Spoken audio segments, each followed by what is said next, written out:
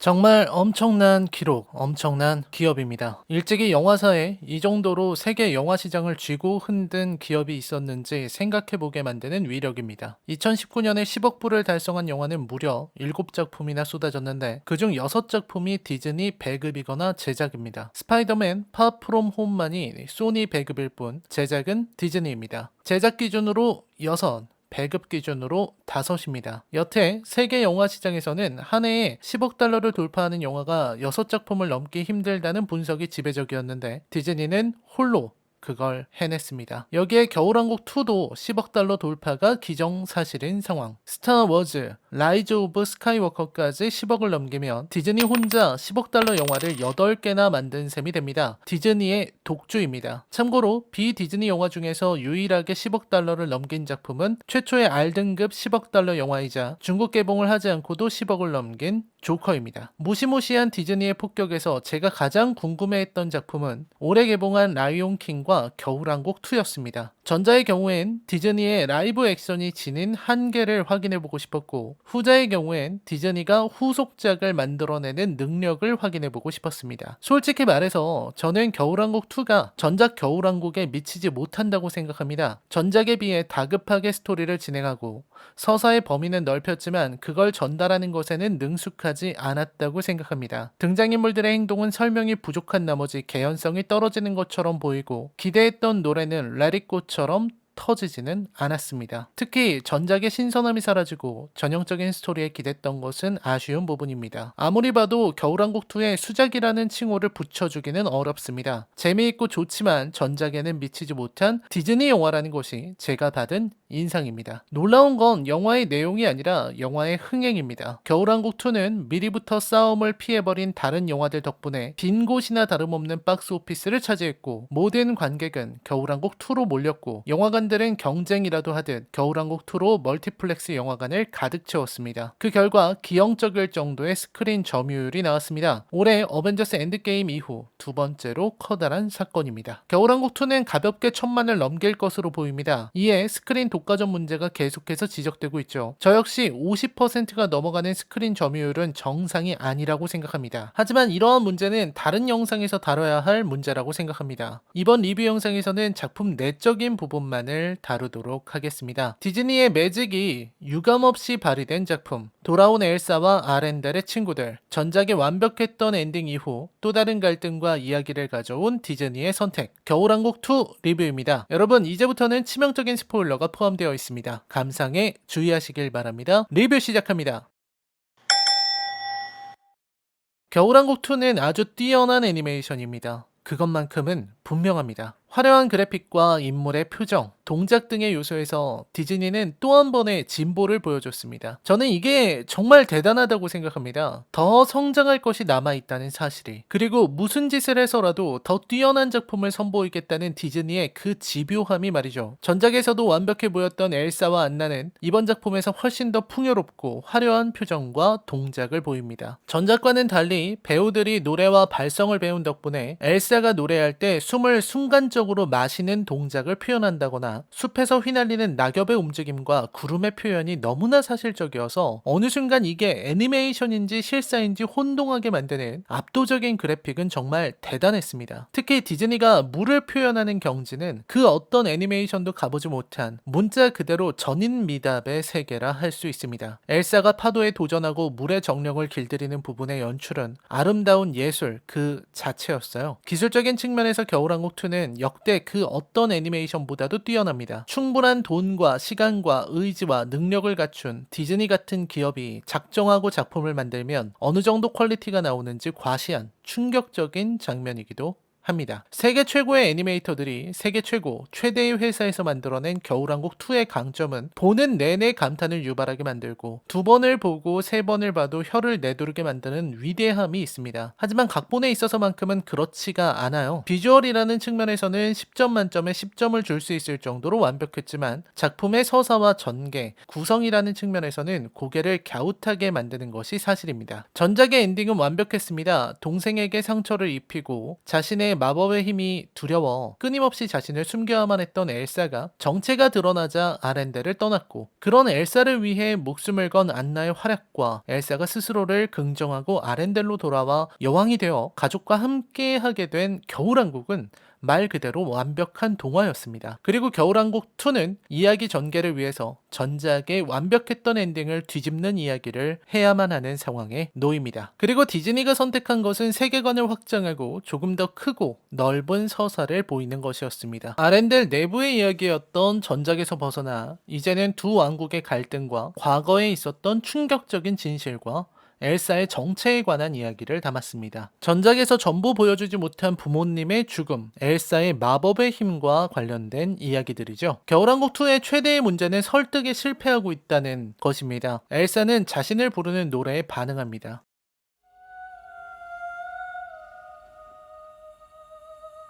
테라스를 잡고 있는 손에서는 여전히 얼음의 힘이 뿜어져 나옵니다. 엘사가 여태껏 안간 힘을 다해 자신의 힘을 억제하며 살아왔다는 방증입니다. 그리고 Into the Unknown이 흐르며 엘사는 해방감을 느끼며 힘을 방출하고 그것이 재난을 불러옵니다. 정령들을 깨운 것이죠. 엘사가 약속된 존재이고 다섯 번째 정령이라는 것을 감안하더라도 해당 연출은 결국 엘사의 힘이 곧 재앙의 원인이라는 전작의 이야기를 반복한 것에 지나지 않습니다. 게다가 겨울왕국2는 엘사가 아토 환란으로 향하게 되는 계기를 충분히 설명하지 않은 채 재난부터 보여줬습니다. 조금 더 엘사가 자신의 힘으로 인해 여전히 괴로워하고 안나 앞에서 애써 밝은 모습을 유지하고 있었다는 그 위태로움을 전달했다면 어땠을까요? 영화는 그런 세세한 설명보다는 빠르게 핵심을 전달하는 방법을 선택했고, 이러한 급한 진행은 엘사와 안나, 크리스토프와 스벤, 그리고 올라프가 숲의 세계 노덜드라에 들어가며 더욱 심해집니다. 이야기의 핵심은 엘사가 과거 아렌델과 노덜드라 사이에 있었던 진실을 밝히고 분노한 정령들을 잠재우며 두 국가의 번영을 위한 방법을 찾는다는 겁니다. 그걸 위해서 영화는 빠른 진행을 시도합니다. 우선 엘사와 친구들에게 정령 넷을 하나씩 전부 소개해야만 합니다. 이것만으로도 시간이 꽤 들어가죠. 그리고 숲에서 고립되어 살아가는 노덜드라의 사람들을 소개해야 합니다. 게다가 34년 동안 숲에서 군유를 유지하고 있다는 코미디보다도 못한 설정의 옛 아렌델 군인들도 등장시켜야 합니다. 그뿐 아니라 중간중간 노래도 해야 하고, 엘사는 계속해서 액션을 보여주며 약속의 아토 환란으로 가야 하는 겁니다. 이러니 작품 내내 숨도 안 쉬고 달리는 것 같은 급전개가 계속되는 겁니다. 급한 것은 엘사도 마찬가지입니다. 새로 만난 인물들과 대화하거나 인간적인 관계를 맺거나 정령들과 친해질 시간도 없이 아토 환란으로 달려야 하는 겁니다. 아렌델의 국민들은 거주지를 잃어버린 상태고, 정령들은 엘사의 존재를 느껴 더욱 문제를 일으키고 있으니 엘사에게는 시간이 없습니다. 자신에게 주어진 마법의 힘으로 정령들과 맞서며 아토 환란으로 향하는 엘사와 그 뒤를 따라잡으려는 안나 일행의 모험은 과연 디즈니라는 말이 저절로 나올 정도로 흥미진진하죠. 특히 앞에서도 언급했듯 엘사가 파도에 도전하는 장면은 경이로운 감정을 느낄 정도입니다. 단순히 물이나 파도의 표현뿐만이 아니라 파도에 도전하고 무너지면서도 끝내 달려가는 엘사의 의지와 그런 엘사에게 주어진 시련을 형상화한 물의 정령, 엘사가 끝내 파도를 이겨내고 진실을 향해 달리는 장면은 장엄하기까지 하죠. 정령들은 각자의 개성을 지니고 각자의 역할을 훌륭하게 수행했습니다. 대사 하나 없는 정령들이 단지 행동과 상황만으로도 역할을 어필한 것은 디즈니다운 뛰어난 스토리텔링이라 생각합니다. 귀여운 불의 정령, 모습은 없지만 존재감은 충분한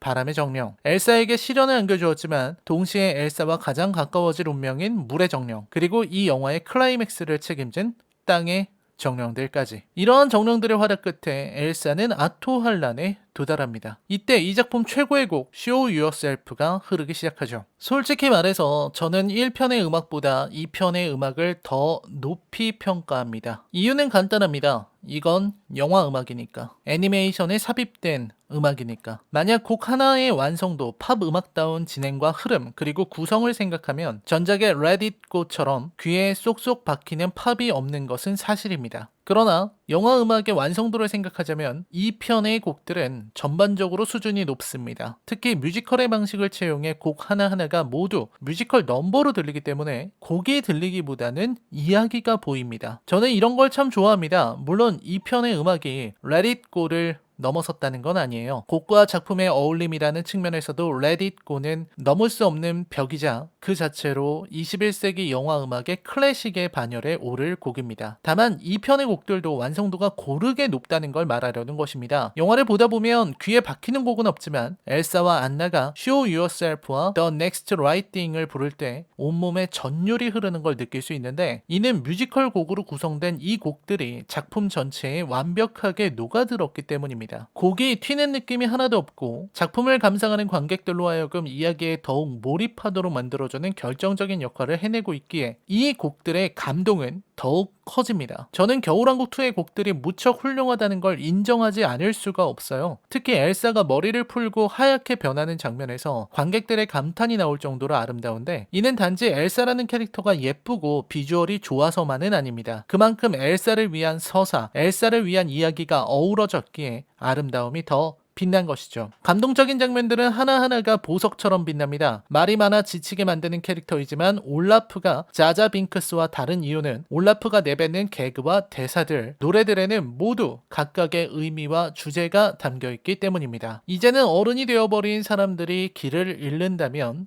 어떻게 해야 하는가를 올라프는 끊임없이 묻습니다. 그리고 올라프가 사라졌을 때 눈물이 핑 도는 것은 비록 자존심이 상하지만 어쩔 수 없는 일입니다. 올라프는 말도 많고 이야기 요약도 잘하고 사람도 잘 올리더군요. 안나가 절망에서 일어나 어둠 속으로 용기를 내서 걸어가는 장면은 그 자체로 벅차오르는 감동입니다. 안나라는 캐릭터가 왜 그토록 강할 수 있는지를 보여준 이 영화 최고의 장면입니다. 엘사는 사실 신화에 가까운 인물입니다. 마법의 힘을 지녔고 출생의 비밀도 있죠. 하지만 그 동생인 안나는 가장 인간적인 영웅입니다. 그러나 안나는 그 누구보다도 용감하고 그 누구보다도 정직하며 강합니다. 인간의 한계에도 불구하고 어둠을 향해 일어서는 안나를 보며 가슴 한구석이 저릿거리는 건 자연스러운 반응일 것입니다. 저는 앞으로도 애니메이션 최고의 뮤지컬 장면을 뽑으라고 한다면 Show Yourself보다 더 Next Right Thing을 먼저 거론할지도 모릅니다. 이 노래 하나가 안나를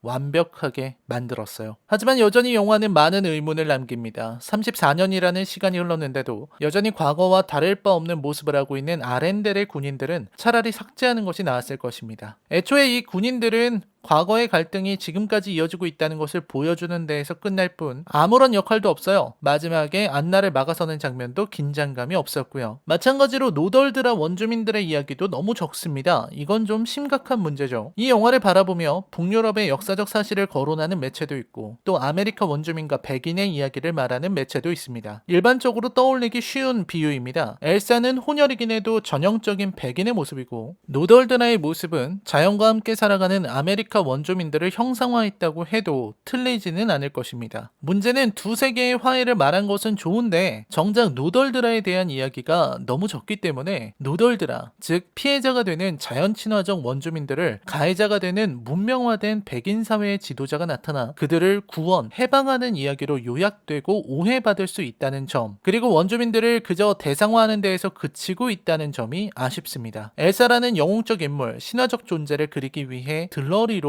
동원된 설정에 지나지 않게 되는 거죠. 결말에서 영화는 댐을 부숩니다. 이 댐이라는 설정은 대체 뭐였지? 하는 의문이 생깁니다. 댐은 문명의 상징이고 자연을 파괴하는 대표적인 시설입니다. 그렇기에 댐으로 인해 자연의 정령들이 힘을 잃거나 화를 낸다는 것은 무척 전형적이고 뻔한 클리셰이면서 동시에 교육적인 설정이죠. 엘사의 할아버지가 저지른 일, 그리고 댐으로 정령들의 힘을 억누른 일은 아주 추악한 과거입니다. 다만 영화는 그 댐이 지속적으로 정령들을 억눌렀고 노덜드라 사람들을 숲에 머무르게 한 원흉이라는 설명을 최대한 자세하게 해야만 했습니다. 이 영화가 치밀한 설정에도 불구하고 개연성이 부족하다는 평을 받는 이유는 설명을 너무 자제했기 때문입니다. 댐도 그렇고 엘사의 얼음 동상을 본 안나도 그렇습니다. 안나가 엘사의 얼음 동상을 보자마자 상황을 모두 파악하는 것은 사실 반칙이죠. 안나의 입장에서는 판단을 유보하는 것이 맞습니다. 하지만 안나는 사실 관객들만 알고 있어야 할 정보들을 얼음 동상을 보면서 모두 파악합니다. 차라리 여기에서 물의 기억을 이용해 안나가 엘사의 정보를 파악하는 설명을 넣었으면 개연성 부족의 비판에서는 자유로울 수 있었을 것입니다. 저는 겨울왕국 2가 다소 안일한 선택으로 만든 어정쩡한 후속작이라는 생각을 합니다. 겨울왕국 2의 구도는 말레피센트 2와 완전히 동일합니다. 두 작품 모두 문명화된 국가와 자연 친화적 세계의 대립을 그리고 있습니다. 당연히 문명 국가의 지도자가 화친을 목적으로 모인 자리에서 계략을 씁니다. 두 작품 모두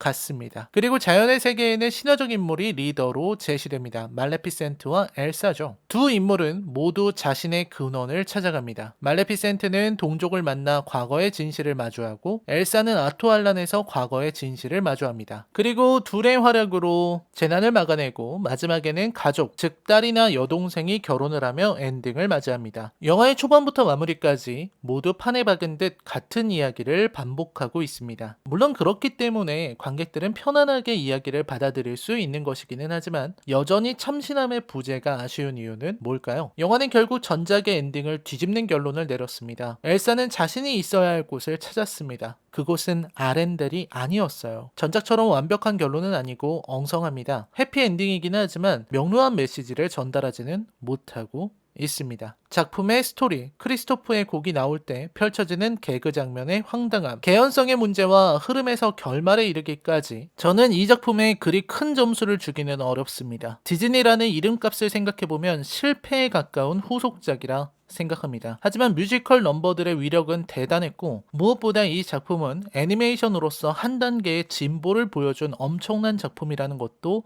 생각하지 않을 수 없습니다. 이 시대를 대표하는 애니메이션, 그리고 디즈니의 힘을 과시한 애니메이션이라는 점은 분명하죠. 다소 아쉬웠던 작품, 최근 나왔던 애니메이션 중에서 최고는 아닙니다. 코코, 스파이더맨 뉴 유니버스, 토이스토리 4와 같은 작품들이 있기 때문입니다. 그중 코코와 스파이더맨 뉴 유니버스는 확실히 최고라 할 작품들이죠. 그래도 겨울왕국2는 이 겨울을 책임질 자격을 갖춘 훌륭한 작품임에 틀림없습니다. 겨울왕국2에 대한 제 평점은 10점 만점에 7점입니다. 처음 봤을 때보다 2번, 3번을 봤을 때 더 좋은 작품인 것은 분명합니다. 엄청난 흥행, 그리고 스크린 독과점이라는 문제에도 불구하고 관객들은 이 작품에서 충분한 감동을 느끼고 있습니다. 작품 외적인 상황과 변화들이 작품 자체의 평가에 영향을 미쳐서는 안 된다는 것이 제 개인적인 의견입니다. 저는 자막판과 더빙판 모두 좋더군요. 다만 더빙판의 경우 더빙이 살짝 뜬다는 느낌을 받았습니다. 특히 크리스토프의 곡은 아쉬움이 좀 크고요. 대신 안나의 곡은 더빙판이 더 와닿았습니다. 라이넬 컬처 쇼크 영화 리뷰는 계속됩니다. 시청해주셔서 감사합니다. 저는 다음 리뷰에서 뵙겠습니다. 안녕히 계십시오.